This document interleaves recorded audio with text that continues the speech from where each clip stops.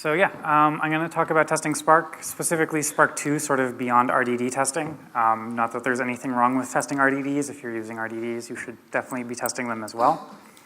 My preferred pronouns are she or her. It's tattooed on my wrist in case you forget. And I am a principal software engineer at IBM Spark Technology Center in San Francisco. I am a Spark committer, which is delightful, but not for too long. So if there's any bugs, it's definitely other people's fault. Prior to IBM, I worked at Alpine, Databricks, and Google, Foursquare, and Amazon. I checked. Foursquare still exists as of this morning. They have not yet gone bankrupt. Or if they have, Amazon hasn't realized to turn off the servers. I'm a co-author of a few Spark books. High Performance Spark gets me much better royalties, so I think it's the one everyone should buy. If you have an expense account, it is the gift of the season, where the season is end of quarter. You can follow me on Twitter. It's just my name. My stuffed animal here, her name is Boo. She also has a Twitter account. It's Boo Programmer. She tweets generally happier things than I do. So in addition to who I am in the Spark community, I'm also trans, I'm queer, I'm Canadian, and I consider myself a part of the leather community. And this is maybe not super related to the rest of the talk, but I just want to remind everyone that we come from different backgrounds, and we all write the same shitty Spark code. We all get out-of-memory exceptions. None of this shit works. And if we work together, we can turn the steaming pile of crap into something usable. And if we just fight with each other, we're never going to get anything done. So please, be friendly to your coworkers, regardless of their background, and try and be more inclusive in your work.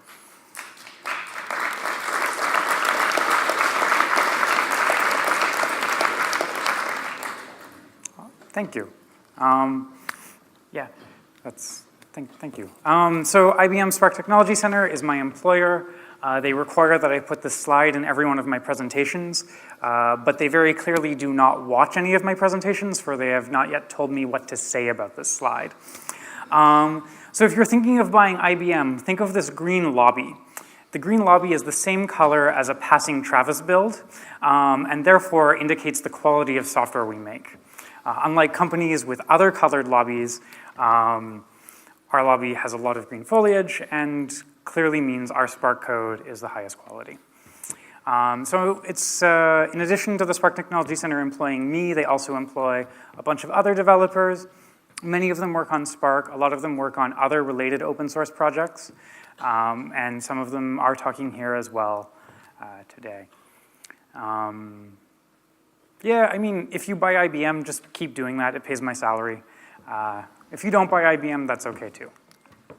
So I'm going to talk about some of my assumptions about y'all, but let's focus on what we're going to talk about today. I'm going to talk about why we should be testing. You came to a testing talk, so this may be preaching to the choir, but that's all right. We'll look at really simple, normal unit testing. We'll talk about the considerations for scale. We'll talk about the considerations around streaming, the considerations around SQL, and we'll talk about the considerations when you put the two of those two together. I'm also going to try and convince people that they should be validating their software in addition to doing traditional testing. Hopefully some of you already do this, and if you don't feel bad. If you don't test your code at all, you should feel bad, but it's okay. So you gave me that really wonderful round of applause, so you're clearly nice people. Hopefully you like silly pictures. If you don't, you just really have to ignore the top right-hand part of most of these slides. I'm really curious, though. How many people before the start of the Spark Summit didn't really know what Spark was? Is there anyone? Okay. That's lovely that you all know Spark very well. It's sad that there's no new community members here. But if you meet new people joining the Spark community, please be warm and welcoming and awesome folks that you are. Cool. So why should we test our software? It makes us better people. It avoids making our users angry. This matters more when your users know where you live or have your phone number. It helps us save money. AWS or IBM Cloud is kind of expensive. IBM Cloud is clearly more affordable, maybe. I don't know. But when we catch our errors earlier, we can save ourselves from running really long jobs and catch the errors faster. But really, I think the one that matters most to us as developers is it sort of changes that feedback cycle from 8 hours to maybe like 5 minutes. And when I get feedback in 5 minutes, I remember it, and when I get feedback 8 hours later, I have no idea what the hell I wrote, and I'm very upset with past Holden. Mostly, this is just to remind you of your QA internships if you had them, and remind you that you need to keep writing code, otherwise you get aboard the SS failboat, or HMS failboat, I suppose, here. And then, no one wants to be aboard the HMS failboat. It's a very sad boat. So why should we validate? Essentially, validation won't keep us off of the failboat, but it'll let us know when the boat is sinking. And it's a lot better to know when things have gone wrong than pushing models to production.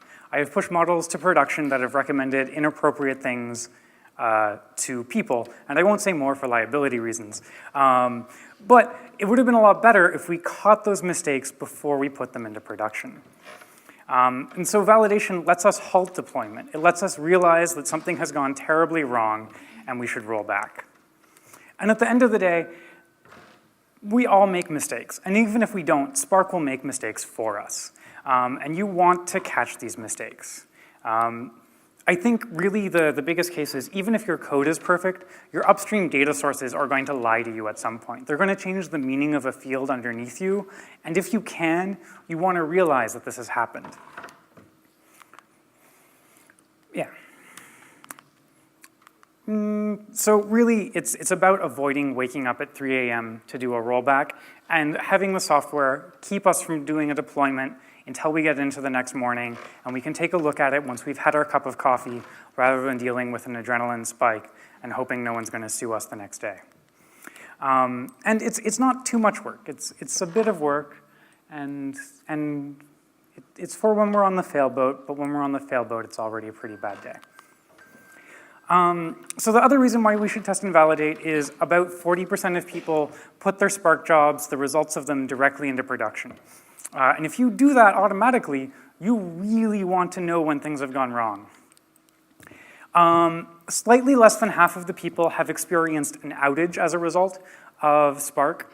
About 30% of people say it's not a serious outage, which I take to mean I didn't have to update my resume. And a good almost 15% of people have had to update their resume after running a Spark job, and you don't want to be in that boat. There's a lot of Spark jobs out there, like for us to take, but it's nicer when we already are employed and we're looking for new work. So why don't we test? There's lots of good reasons why we do test, but there's some pretty solid reasons why we don't as well. One of them is testing is a lot of work, and our tests can get really slow, and adding more tests can seem counterproductive. Testing in distributed systems is especially challenging. At the end of the day, writing a really simple unit test against a function that can run really quickly is great, but when I have to stand up a cluster environment to run my test, it can feel like a lot more work. Validation, people use similar excuses. I think the main one is, I already wrote my tests, what else could go wrong? And it turns out that the real world has a lot more imagination than I do while I'm writing my tests. And if you can think of every corner case for your code, that's awesome, but I don't believe you. There is probably something that will come up later, so you should definitely still do validation. So hopefully I've convinced you to stay for the next 21 minutes of this talk, and that it's useful. If not, it's all right. I don't mind if you leave if you're like, never mind, testing is not for me. But let's go back to the really simple unit test that we can write. Here's a simple unit test with Spark testing base. You can implement the same stuff on your own. You'll just set up and tear down the Spark context manually, and you'll have to do some of your own validation as to the results. It's not too much work to do. This is really simple, and it's not bad. We can catch a lot of mistakes by just writing a few simple cases and what our expected output are for those cases. But the problem is, most of us are using Spark because we have problems at scale. Some of us are using Spark because we want to find new jobs later, and we need transferable skills. But if you're actually running at scale, doing this like 3-element test that we're used to doing to test our local code really is going to miss out on a lot of important things. Partitioning can have a really big impact on how our job fails or succeeds, and 3 elements just really doesn't give us a chance to experience all of the wonderful ways Spark can screw with us. So we need to test at scale. So instead of collecting the results back locally, we can use distributed set operations. The only problem with distributed set operations is that they assume things are like sets. Spark is obviously, RDDs are not sets. So coffee, coffee, panda is not the same thing as panda, coffee. If you try and steal one of my coffees, I will cut you with a knife. On the other hand, you can like manually collect the results, sort it, and then compare them. Or you can use like something that'll do a co-group and then compare them in a distributed fashion. And this is really useful because you can actually then test results which are too big to fit in your local memory. But if we're going to test results which are too big to fit in our local memory, where are we actually going to get the test data from? It turns out a lot of people generate their test data by hand, which is very time-consuming. But that's okay. If you happen to have production data which you can sample, a lot of people use this technique as well. The only downside is that eventually you might end up leaking your test data, and if that contains my social security number, I'm going to be sad as well. And your users might be a little sad, or since we're in the EU, your regulators may actually sue you. And this could be unfortunate. So you may be stuck generating things by hand. Some people test on their entire production data, which, I mean, that's an option. I don't think it's an option for most of us. But the other option is we can generate fake data. And we can do this using something called Scala Check. And Scala Check is a really awesome testing tool for specifying invariants about our code, having Scala Check generate some input data for us, and then checking to see if these invariants are true. There's sort of 2 main testing libraries that support this, SSCheck and Spark Testing Base. Obviously, I'm biased about which one I think you should use, but they're both great. And what they'll do is they'll generate sort of pathological cases for you as well. And this is really useful because algorithms can be evil, more evil than I can be, and my tests should be fairly evil. And this is a really simple example where we specify an invariant, but it generates all of our input data for us. And this can, come up with things that I wouldn't remember to come up with. And we can do this for 1 million entries. Or 1 billion entries, as may be appropriate for your testing. Yeah. But this can be slow. The local Spark context has some issues with it. There are other options as well. One of them is some of our code probably doesn't need to be tested with the full Spark context. If we refactor our code from this wonderful little lambda expression here, which as a functional programmer I love, but if I refactor from the lambda expression to a named function, I can test it separately on its own. The other thing is, it also, if I start having to put a bunch of logging in there, becomes a lot easier to write. And I don't mean to tell you that you should have no lambda expressions, right? If I had to do that, Scala would start to feel too much like Java. But if you find yourself debugging something, that's probably a good sign that it's too complicated for a lambda and it's time to refactor it. Okay, let's go ahead and test streaming. Yay!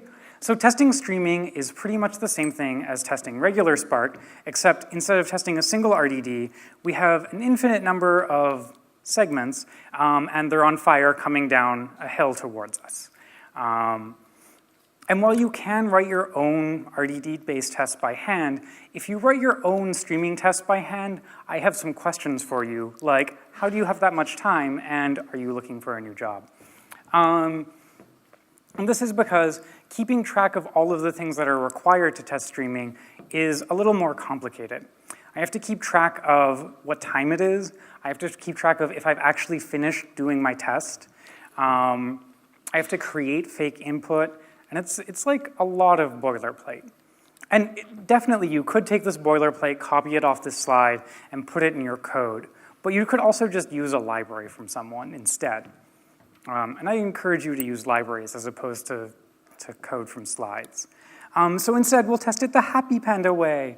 And just like Spark streaming, the Panda comes down, and the Pandas are discrete Pandas, and so this Panda runs into another Panda, and then it's a little sad, but it's really cute, so we kind of don't mind that there's a little bit of, discreteness happening. At the end of the day, we can extract all of this terribleness away and pretend it's not happening. And that's really what libraries are for in my book, is hiding all of the ugly things from me. And so then our streaming test can now look a lot like our simple, regular RDD test. This is convenient in that I don't have to keep track of any of the sort of weird bits about streaming. But data frames are the new cool thing now, right? We also have to test our data frame code. One option is we could take our data frames, turn them back into RDDs, and then test the expected results this way. This is not so great because the quality operator on row objects is not useful. Spark's internal tooling provides something called check answer. The testing library that I work on, it's open source, obviously provides equal data frames and approx equal data frames for handling numeric data. And it takes in 2 data frames rather than a data frame and then a sequence of rows. And with datasets, it's the same thing. We have types, though, so it's a little bit nicer.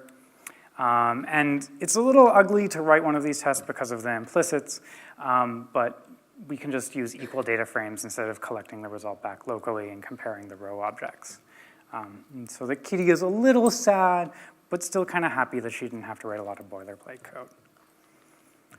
We can also take the same technique that we used before. We can use generators when we might want to test things which have a lot of data in them.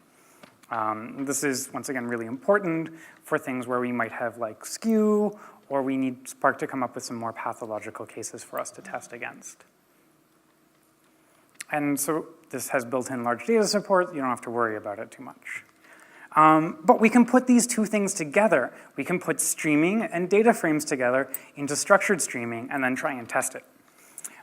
So structured data in real time with a new API. What could go wrong? So while structured streaming is GA'd, my personal opinions about when you should use it in production are perhaps a little more cautious than the people that work on it day to day. And this might be because I mostly talk to people whose code is not working because they've come and are asking me why their shit doesn't work. So I could be biased, but I think it's really important if we're going to use a new library that we really, really thoroughly test our code. So let's look at how it is to test structured streaming. And it turns out this is actually pretty simple. I'm incredibly excited and a little bit confused because all of the other libraries in Spark have had no testing story at all. And structured streaming, I can actually fit a test for structured streaming on 2 slides. That's pretty amazing. So we specify our input data, and we specify its type. We just use this memory stream here. We'll feed some data into it later. And we transform it with our very special business logic, adding 3 to it, tokenizing it, whatever it is your business does. And then we specify our query, and we say, yeah, put this inside of a memory table so that I can actually look at it. Then we add some data. We ask Spark, have you finished processing all of my data? And then once Spark says, yeah, I'm done, we can just go ahead and say, yo, what were those results like? And this is really nice because unlike testing D streams, this is really simple. And this is entirely reasonable to actually do on your own. You don't need a library to help you. That being said, you could use a library to help you, and if you're interested, this test SimpleStream end state function is available in Spark Testing Base 0.8.0, and it'll abstract those 2 slides worth of code away for you. It's up to you whether or not that's actually worth it, but I think using libraries is better here. But certainly, this is the one case where you don't have to. So we've been hiding some things from you. Or actually, no, we're going to talk about validation. I changed the meaning of the cat picture on myself, so I got a little confused, sorry. But yeah, let's talk about validation and why we should be doing this and how we can do this. So how do we validate our jobs? There's a bunch of different techniques that we can take. Because I'm a Spark developer, I'm very focused on the techniques that I can take within my Spark job itself. But certainly, I want to be really clear, if you're using something like Airflow, you can definitely put your validation steps in a separate Airflow component and do your validation there. So Spark has a lot of built-in counters. And we can use these counters to validate that our job is actually run on the kind of data it's expecting. This is really important, right? Like if the number of records I have today has decreased from the number of records I had yesterday on my input side, something has probably gone wrong, or I should be updating my resume anyways because we have less customers. Like one way or another, I need an alert.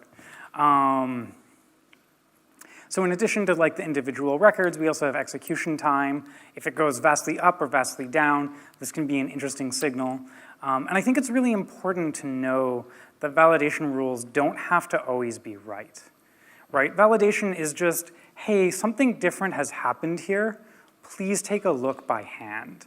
And then, if the number of records you have went down because maybe you kicked a whole bunch of fraudulent users off of your system, that's okay. You don't have to update your resume. You did a good job, and you can push the results into production. On the other hand, if they went down because, you lost a bunch of users or one of your tables disappeared, you need to take an action before you push this into production. Right. So from my survey of people who actually do validation, most people just seem to check the file sizes and execution time. I wish people checked more, but if you're not doing any validation now and you just start checking file sizes and execution time, that is better than nothing, so please do that. I have an open source project, which I'm working on with a friend. It's very proof of concept, but the idea is to make it simpler to write validation rules in Spark.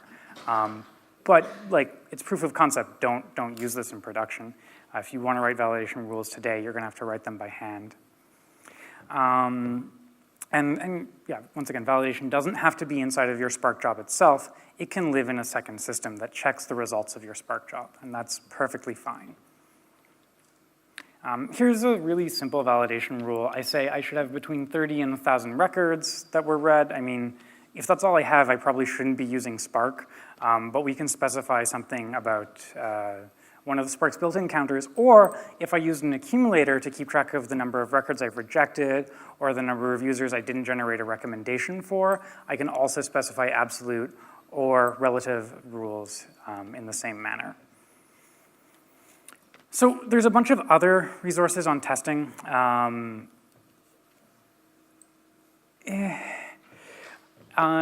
If you're a Java user, there's a really wonderful Java blog post on how to do testing. Admittedly, it's with my library, so of course I think it's wonderful. I didn't write the blog post though, but you can go check it out, and it'll give you these same examples, but in Java, and it's pretty awesome. Here are a bunch of related libraries. If you're interested in any of this stuff, please check them out.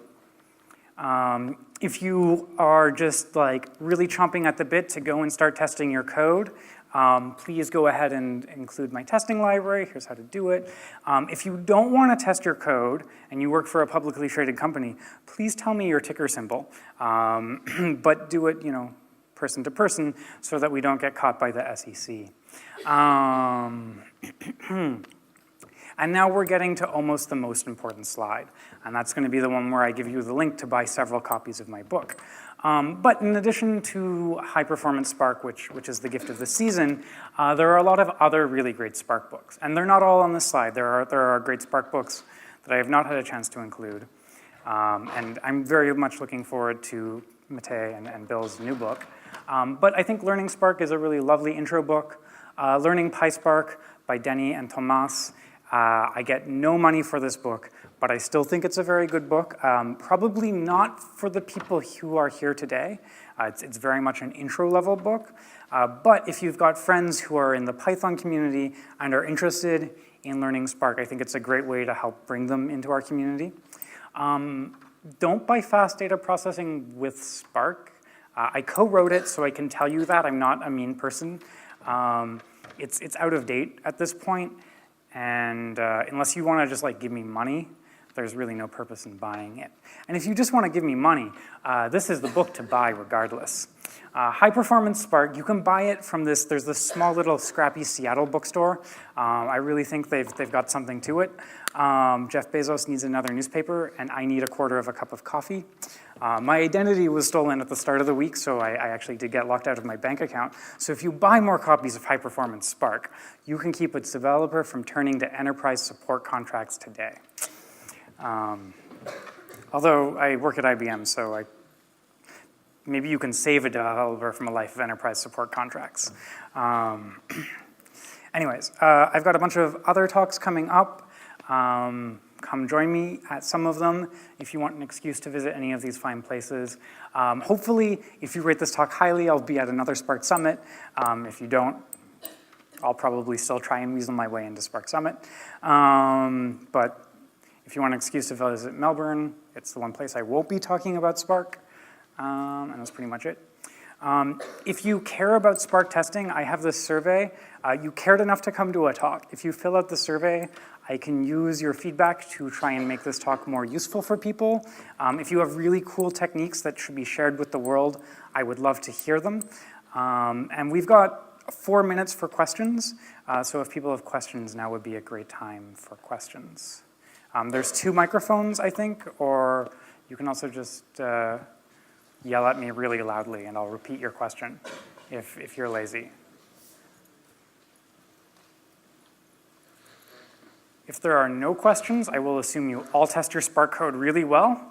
And thank you all for coming. I am around in a gold sparkly dress. You can come find me and ask me your questions one-on-one later on. So thank you all for coming.